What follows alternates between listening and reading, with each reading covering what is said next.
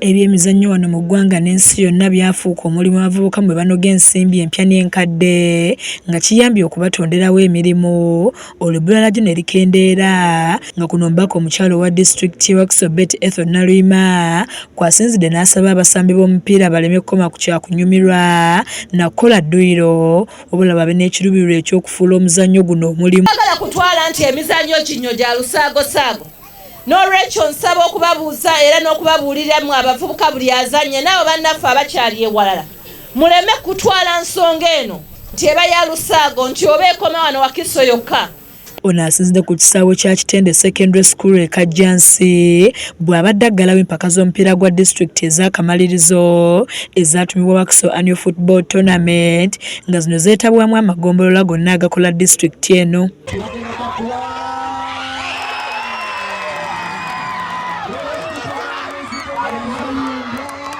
Gwetabiddwako abakulembeze ba Wakiso ab'enjawulo okubadde ssentebe wa disitulikiti eno Dr. Matiya Lwanga Bwanika, abavugiriza ab'enjawulo n'ebikonge ebirala bingi ng'empaka z'abaami zibadde wakati wa Namayumba ne Masuuliita nga Namayumba ekubye Masuuliita ggoolo 2-1 nga Namayumba ebusseewo n'ekikopo wamu ne Sseddume y'ente n'ebirabo ebirala ng'eno ye yakiwangula n'omwaka oguwedde. Namayumba ezzaayo ekikopo kino defending champion asobodde okukidifendi. Ogw'abakyala ogw'okubaka gubadde wakati wa Katabi ne Namayumba nga Katabi yeewangudde n'ebuukawo ne Sseddume w'ente n'ekikopo emijoozi n'ebirabo ebirala.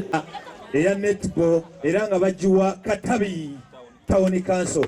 Ssentebe Matiya Lwanga Bwanika annyonnyodde ensonga lwaki baatandikawo empaka zino z'agamba nti ziyambe nnyo okukuza ebitone mu bannawakiso.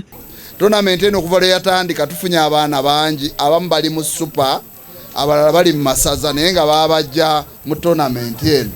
Akuliddemu enteekateeka eno era nga minisita w'ebyemizannyo n'ebyenjigiriza ku lukiiko lwa disitulikiti olukulembeze Omumbejja Mazzi Nkinzi agamba nti empaka zino zeetabwamu amagombolola gonna agakola Wakiso era ng'olimu akazitegekebwa mu ggombolola ya njawulo. Ebeeramu amagombolola gaffe gonna agakola Wakiso disitulikiti mubaamu divisions, sub counties ne town councils eri abaana baffe abali mu masomero n'abo abaava mu masomero the adolescents.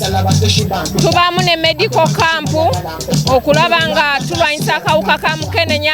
Kyokka ye mmeeya w'e Namayumba Town Council asabye gavumenti okwongera ensimbi mu byemizannyo kuba nalyo kkubo eritonderawo abavubuka emirimu. Bikuuma empisa, bikuuma emibiri, bikuuma obulamu bw'abavubuka nga bulamu, naye ensimbi ezibiteekebwamu zikyabulamu.